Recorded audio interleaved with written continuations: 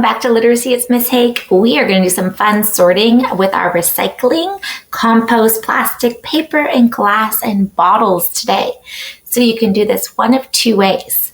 You can get your scissors and a whole bunch of old magazines or newspapers, or you can have items already prepared for the activity. So the first one is a sort.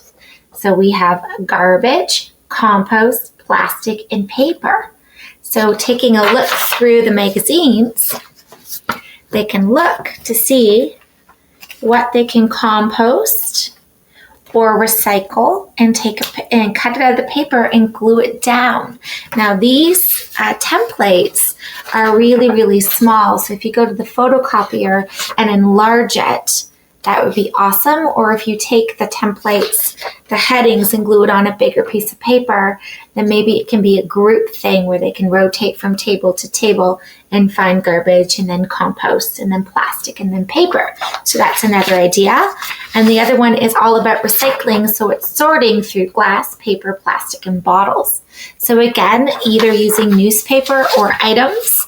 If you bring in recycling, they can sort. Having bins would be a really cool kinesthetic idea.